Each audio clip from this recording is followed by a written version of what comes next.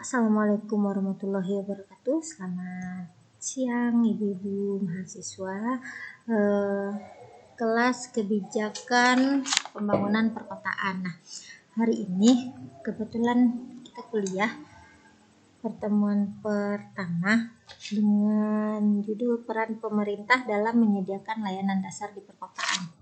Ya, itu tema yang akan kita bahas hari ini.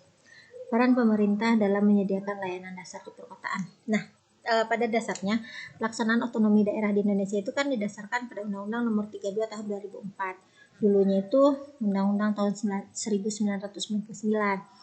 Akhirnya direvisi kembali, lahirlah Undang-Undang Nomor 12 Tahun 2008 tentang pemerintahan daerah yang merupakan landasan bagi pemerintah daerah untuk menjalankan roda pemerintahan daerah itu sendiri. Jadi daerah berhak untuk mengatur wilayahnya atau mengatur rumah tangga daerahnya itu sendiri gitu, sampai kepada jalannya pemerintahan di kabupaten, kota, desa, dan nagari. Nah, di sini kita hanya akan membahas tentang laju pemerintahan di kabupaten atau kota atau pemerintahan kota gitu ya. Nah, untuk dapat menjalankan pemerintahan di kota dengan baik, maka suatu daerah itu harus berpegang dengan prinsip-prinsip yang sesuai untuk melaksanakan wilayah perkotaan. Ini prinsip good urban governance. Kenapa? Karena dalam kenyataannya setiap pengolahan sebuah daerah tersebut tidak terlepas dari masalah-masalah.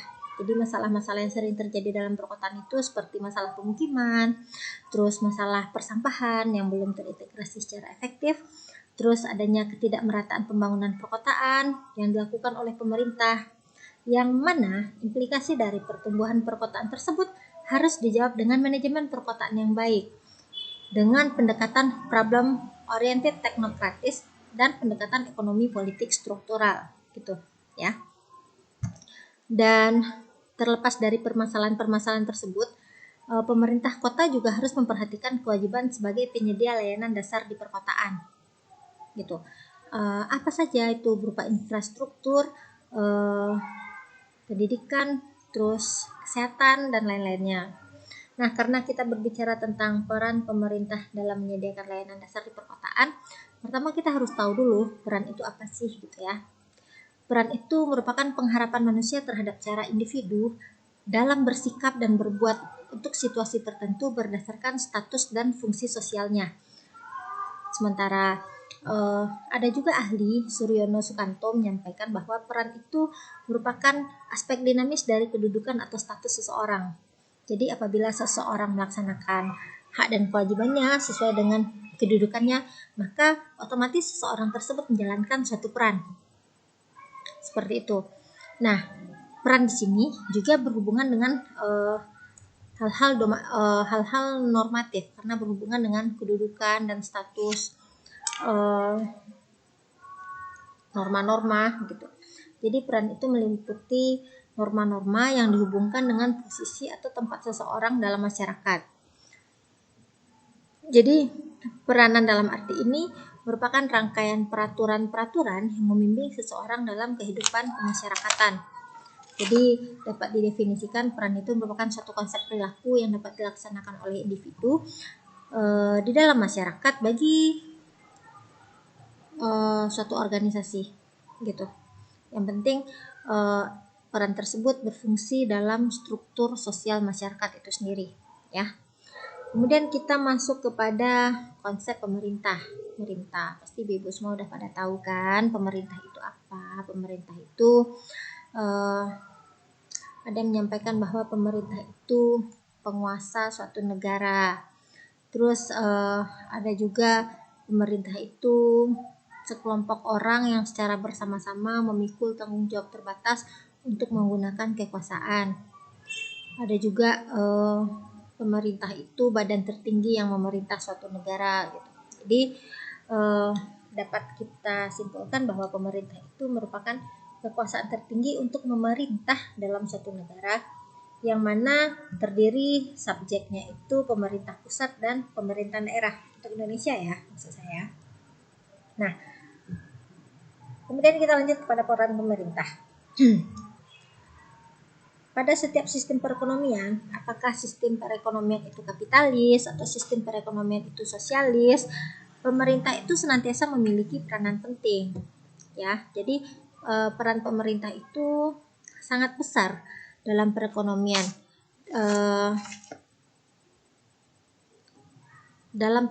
suatu bangsa, maksud saya. Nah, apa saja itu? Pertama, pemerintah itu memiliki fungsi untuk menjaga keamanan dalam negeri dan pertahanan. Terus fungsi pemerintah itu untuk menjalankan peradilan. Terus fungsinya untuk menyediakan barang publik yang tidak disediakan oleh pihak swasta, misalnya jalan, tol, dam, dan sebagainya. Dan menurut kaum klasik, yang penting bagi pemerintah itu adalah tidak mengerjakan aktivitas-aktivitas yang bisa dilakukan oleh individu, entah itu baik atau jelek, tetapi dalam hal ini pemerintah mengerjakan aktivitas yang sama sekali tidak bisa dikerjakan oleh sektor swasta, baik secara perseorangan maupun bersama-sama. Ya, kemudian pelayanan publik. Baru kita lanjut ke layanan dasar. Pelayanan publik itu, Ibu pasti sudah tahu pelayanan publik itu apa. Pelayanan publik itu bisa saja seperti pemberian layanan keperluan seseorang atau masyarakat yang mempunyai kepentingan pada organisasi itu sesuai dengan aturan pokok dan tata cara yang telah ditetapkan. Jadi sebagaimana disampaikan sebelumnya, bahwa pada pemerintah, hakikatnya pemerintah itu kan pelayan masyarakat. Karena birokrasinya itu birokrasi publik, memiliki kewajiban dan bertanggung jawab untuk memberikan layanan yang baik dan profesional gitu. Munir pernah berpendapat bahwa pelayanan publik itu merupakan kegiatan yang dilakukan oleh seseorang atau sekelompok orang dengan landasan faktor material melalui sistem, prosedur, dan metode tertentu dalam usaha memenuhi kepentingan orang lain sesuai dengan haknya. Tujuannya apa? Tujuannya untuk mempersiapkan pelayanan publik tersebut yang dikehendaki dan dibutuhkan oleh publik. Jadi, bagaimana menyatakan dengan tepat kepada publik mengenai pilihannya dan cara mengaksesnya? Perencanaannya itu disediakan oleh pemerintah semuanya, gitu. Kemudian layanan dasar. Nah, menurut Undang-Undang Nomor 23 Tahun 2014 tentang Pemerintahan Daerah, pada pasal 18 itu disebutkan bahwa penyelenggara pemerintah daerah memprioritaskan pelaksanaan urusan pemerintahan yang wajib dan berkaitan dengan pelayanan dasar. Nah, pelaksanaan pelayanan dasar ini berpedoman pada standar pelayanan minimal yang ditetapkan oleh pemerintah pusat. Jadi, Peraturan Pemerintah Nomor 65 Tahun 2005 tentang standar pelayanan minimal menyatakan bahwa standar pelayanan minimal yang biasa disingkat dengan SPM itu merupakan ketentuan tentang jenis dan mutu pelayanan dasar yang merupakan urusan wajib daerah yang berhak diperoleh oleh warga negara secara minimal. Jadi pelayanan dasar ini merupakan jenis pelayanan publik yang mendasar dan mutlak untuk memenuhi kebutuhan masyarakat dalam kehidupan sosial, ekonomi, dan pemerintahan, gitu. Ya.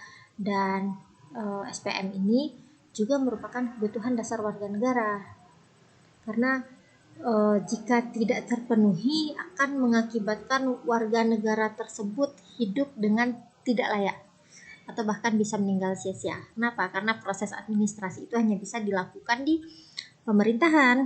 Kita tidak bisa meminta, contohnya KTP, akte, KK itu sama pihak swasta, gitu ya. Kita pasti melakukan proses administrasi itu pada lembaga pemerintah, pada birokrasi, gitu. Jadi pelayanan dasar itu merupakan pelayanan yang harus dipenuhi oleh pemerintah untuk warga negara, gitu. Nah, kemudian kawasan perkotaan, pasti sama Ibu Azi sudah dijelaskan bahwa konsep perkotaan, kawasan perkotaan itu seperti apa. Saya hanya ingin mereview bahwa konsep perkotaan atau kawasan perkotaan itu merupakan kawasan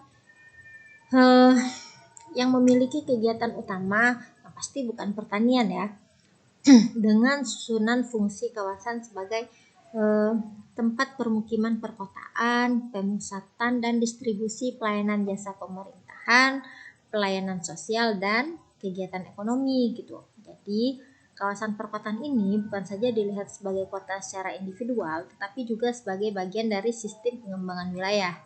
Secara individual, perkembangan perkotaan ini dicirikan oleh semakin berperannya masyarakat dari dunia usaha dalam mengarahkan kegiatan dan investasi pembangunan perkotaan itu, dan dinamisasi kegiatan perkotaan ini terkadang tidak diimbangi oleh ketersediaan sarana dan prasarana serta pelayanan perkotaan tersebut termasuk ke dalam kapasitas aparat dan kelembagaan pemerintah yang memadai. Akibatnya, terjadi kegiatan ekonomi dengan biaya yang tinggi, kualitas ruang dan lingkungan yang memburuk, serta kehidupan sosial ekonomi yang kurang memenuhi persyaratan kelayakan suatu perkotaan. Gitu ya. Lagi ya yang mau kita bahas. Nah, mungkin ibu-ibu semua bisa baca pandangan dari Castells namanya Castells, seorang ahli yang dimana dia selalu berbicara tentang organisasi, perkotaan, wilayah. Ada juga namanya wilayah menurut Castells itu ya, ada namanya wilayah metropolitan. Nah, wilayah metropolitan ini dicirikan dengan adanya pertama perluasan kota yang merusak batas-batas historis dari sebuah kota yang meluas meliputi wilayah perdesaan di sekitarnya melalui gelombang suburbanisasi.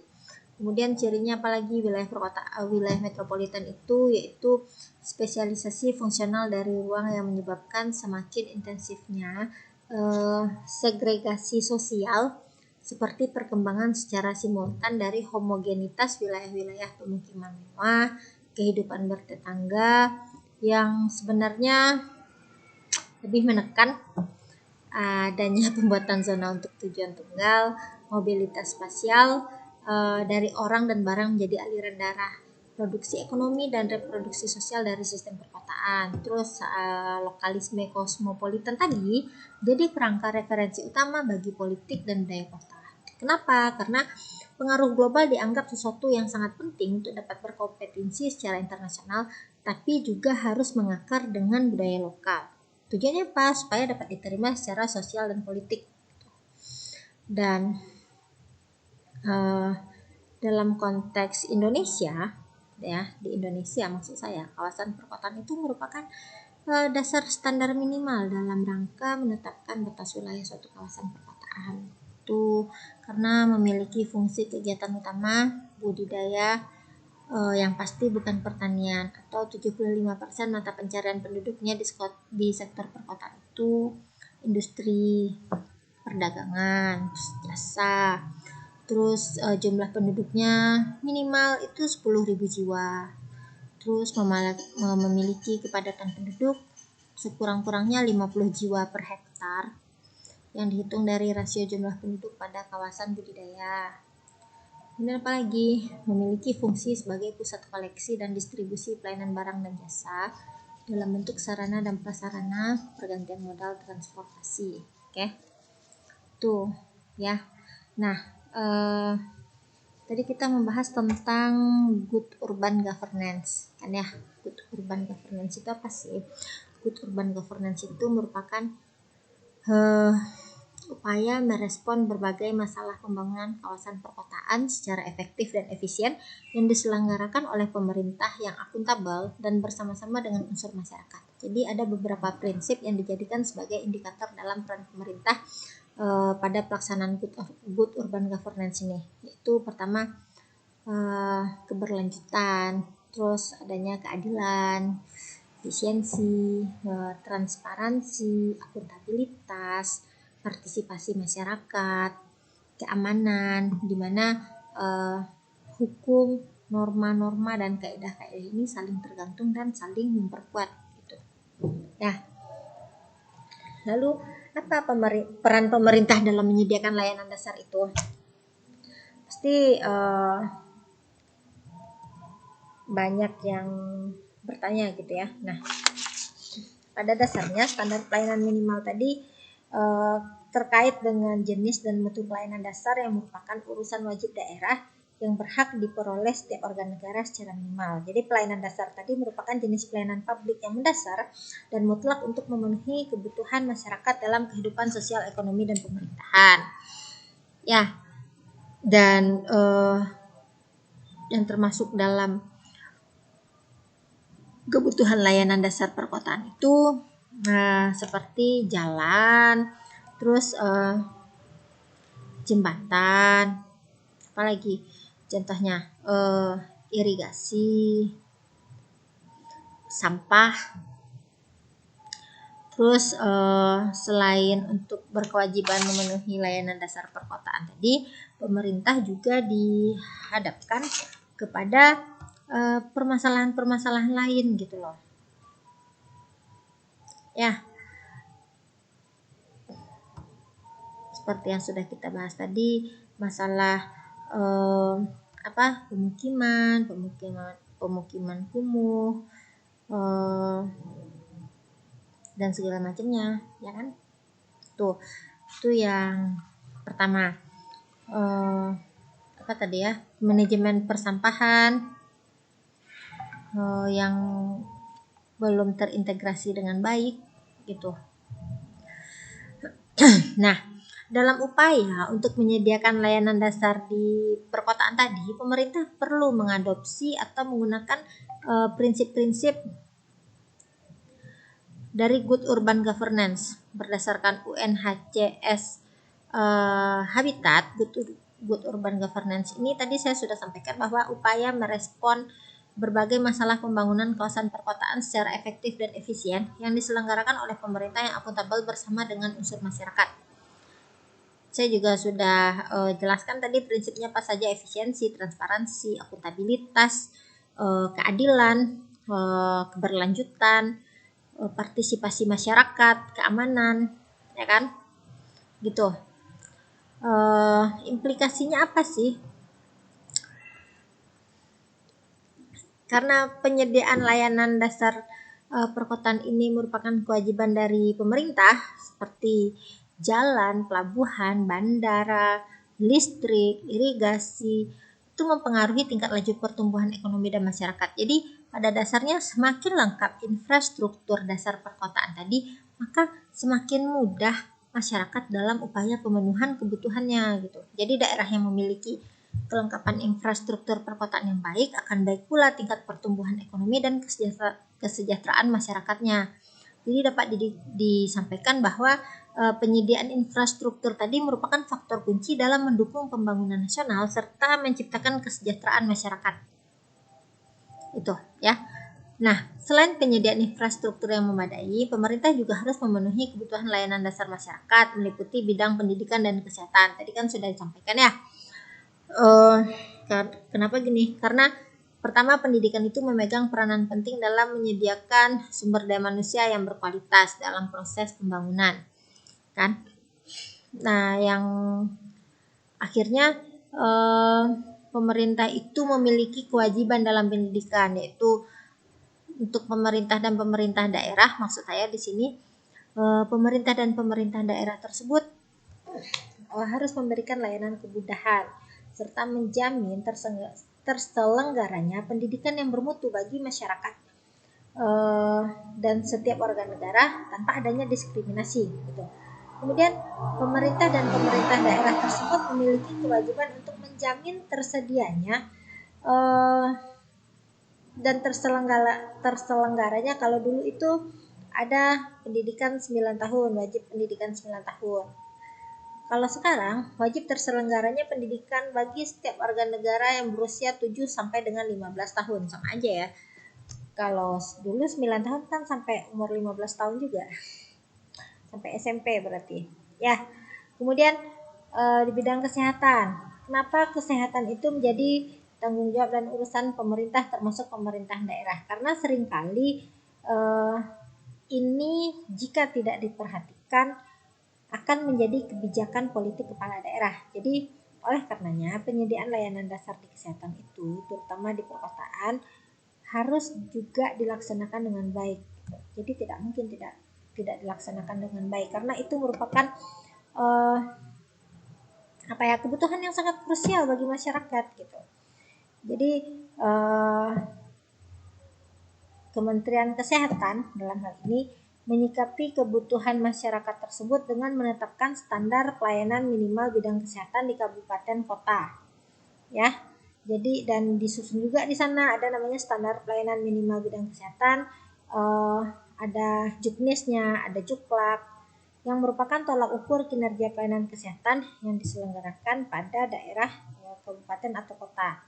Jadi pada dasarnya standar pelayanan minimal tadi jadi suatu keharusan untuk kabupaten atau kota. Gitu, sama kayak pendidikan tadi. Oke, mungkin hanya itu dari saya. Intinya pengelolaan perkotaan itu perlu dilakukan dengan baik tanpa dengan memperhatikan prinsip-prinsip yang berlaku pada good urban governance tadi agar sesuai dengan ketentuan undang-undang yang berlaku. Dan pemerintah kota wajib menyediakan infrastruktur pendidikan, kesehatan agar dapat memenuhi kebutuhan masyarakat perkotaan yang semakin hari semakin rumit, semakin kompleks, semakin banyak gitu. Nah, dan upaya-upaya di atas pasti tidak lepas dari masalah-masalah yang akan menghantui mereka dalam pengelolaan perkotaan. Jadi diharapkan pemerintah melakukan pendekatan dengan program oriented teknokratis tadi dan pendekatan ekonomi politik struktural untuk mengatasi segala bentuk permasalahan yang ada gitu ya. Mungkin hanya itu dari saya untuk hari ini. Terima kasih banyak. Assalamualaikum warahmatullahi wabarakatuh.